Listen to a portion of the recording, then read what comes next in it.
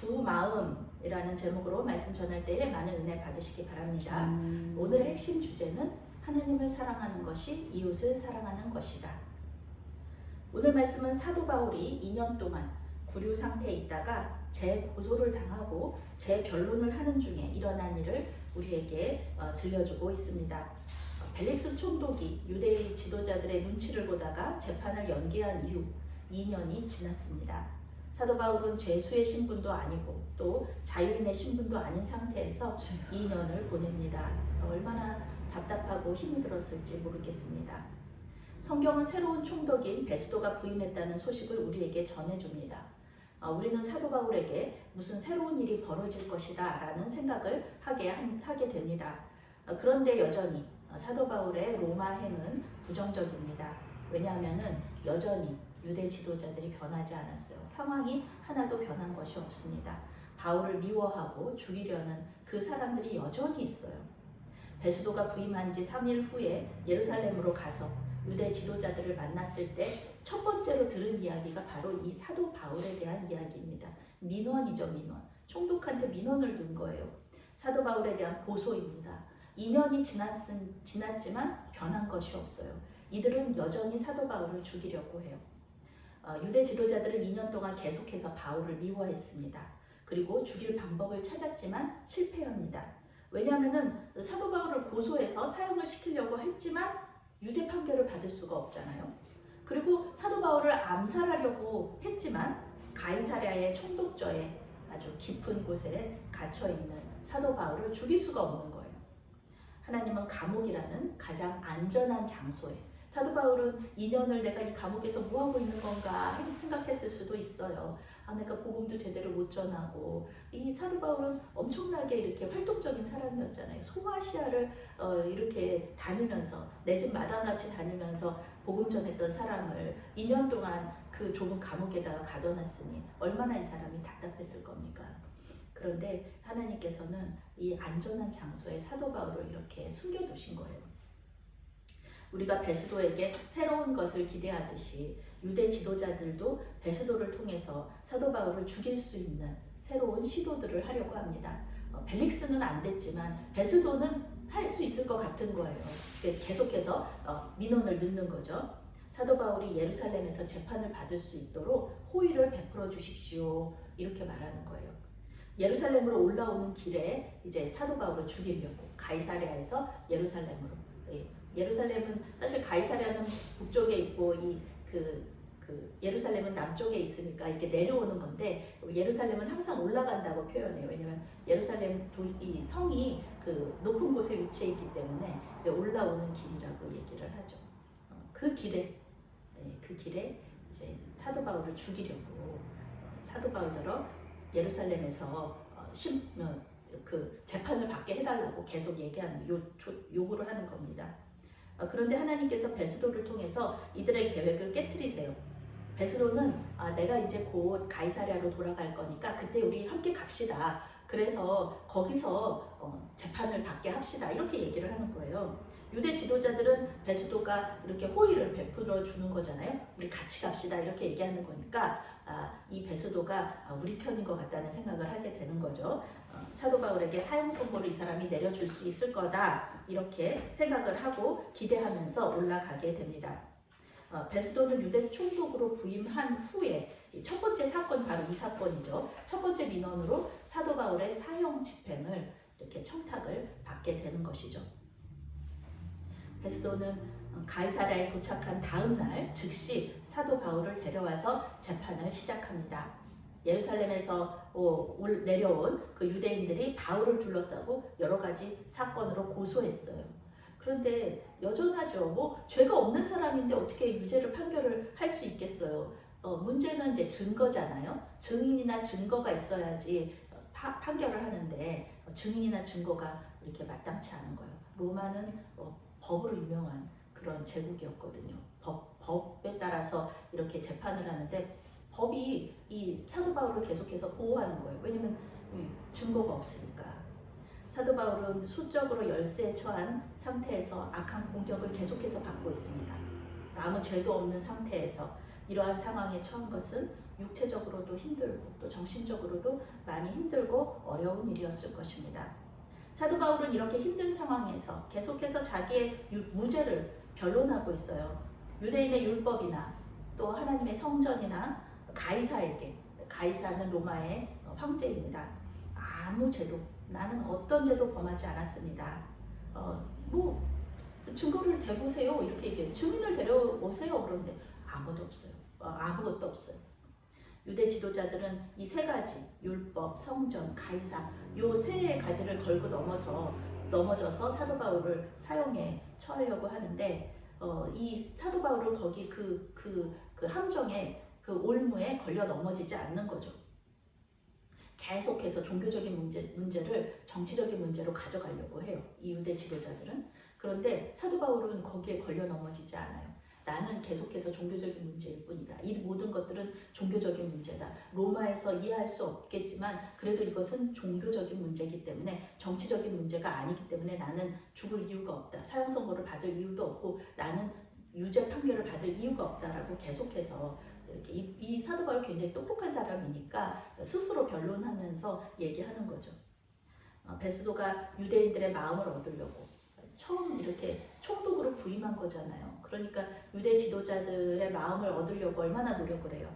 그래서 사도 바울을 예루살렘으로 데려가서 재판을 받게 하려고 하면서 상황은 악화됩니다. 예루살렘으로 들어가면 안 돼요. 그러면은 사도 바울은 죽을 수밖에 없습니다.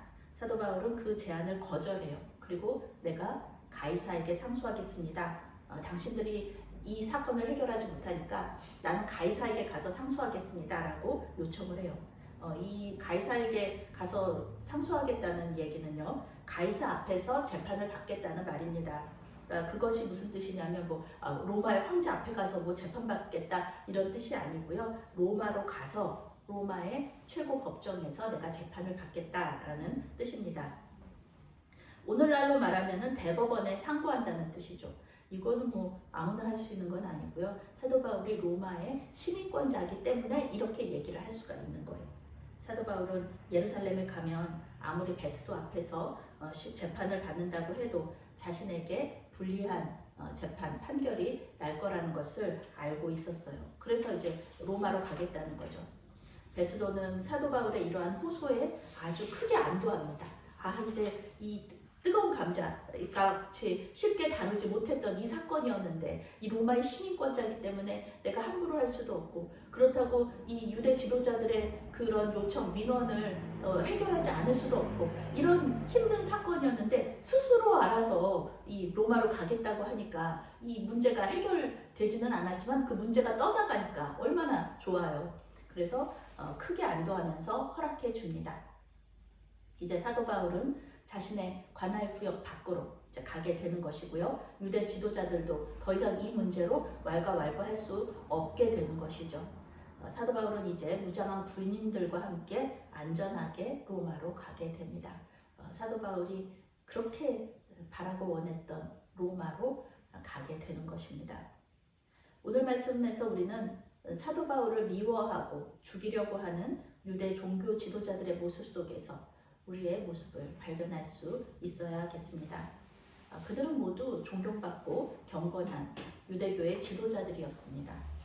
그들은 우리와 같이 하나님을 사랑하고 또 이웃을 사랑하며 예배하고 기도하는 사람들이었습니다. 그런데 바울에 대한 증오와 미움, 이것이 이렇게 경건한 사람도 잠재적인 살인자들로 만들어 버렸습니다. 감정적인 문제에 있어서는 이 정도가 상대적이에요. 그래서 뭘 그렇게까지 사도 바울을 미워하나, 뭘 그렇게까지 사도 바울을 죽이려고 하나, 그렇게 이해하지 못할 수도 있습니다. 문제는 이들이 사도 바울을 죽이는 게 하나님께서 자기들에게 주신 사명이라고 생각했던 것, 그것에 있습니다. 사도 바울은 배신자잖아요. 자기들에게는 원래 자기들 편이었다가 예수 그 이단으로 빠져버려서 예수 이단을 위하여서 그렇게 힘들게 노력하고 있는 이 사도 바울은 배신자거든요. 그러니까 당연히 죽어도 마땅하다 이렇게 생각하는 것이죠. 그래서 2년이 넘도록 바울을 죽이는 일에 계속해서 힘쓰는 거예요. 우리 마음에도 누군가를 좀 불편해하는 그런 사람이 있을 수 있어요. 미워하고 싫어하는 마음이 있을 수 있습니다. 신앙적으로 굉장히 경건하고 믿음도 좋은데 마음에 불편한 사람이 있을 수 있습니다. 그런데요, 누군가를 미워하는 일은 누군가를 용서하는 일보다 더 힘든, 더 많은 에너지가 소모되는 일입니다. 그래서 용서, 이렇게 효율성의 측면에서 보면 누군가를 미워하기보다는 누군가를 용서하는 게 더 효율적이죠. 우리의 감정적인 모든 에너지 소모에 있어서. 근데 그게 그렇게 말처럼 쉽지 않습니다. 이 미워하는 마음을 내려놓는 것이 쉽지 않아요. 만약에 이게 뭐 쉬웠다 그러면은 뭐 이 세상에 무슨 범죄가 있겠습니까? 미워하는 마음으로 인하여서 이 마음, 미워하는 마음이 병이 되는 사람들도 있잖아요. 이런 것이 왜 있겠습니까? 이게 어려운 거예요. 이 우리의 뿌리 깊은 이 죄성, 어려서부터 우리가 가지고 있었던 이런 방어 기제, 이런 것들이, 감정적인 이런 문제들이 우리가 이렇게 그 미워하는 사람을 계속 이렇게 떠나보내지 못하게, 용서하지 못하게 하는 마음이죠. 이 시간 기도하실 때 내 안에 미워하는 사람이 있다면은, 싫어하는 마음이 있다면은 그것을 우리 성령님께 또 우리 주님의 십자가 앞에 내려놓으시기 바랍니다. 아멘. 그 마음을 가져가 달라고 기도하는 거예요. 우리 힘으로는 안 됩니다. 주님, 제 힘으로는 이 사람을 미워하는 이 마음을 제가 붙잡고 있지, 계속해서 이렇게 흘려보내야 되는데 그렇지 못합니다. 용서할 수가 없습니다. 주님, 불쌍히 여겨주시고 이 마음을 주님께 올려드립니다. 주님께서 가져가 주십시오. 그리고 그 빈 마음에 사랑하는 마음, 주님의 사랑, 십자가 사랑으로 채워주십시오. 우리는 이런 기도밖에는 할 수가 없는 것입니다.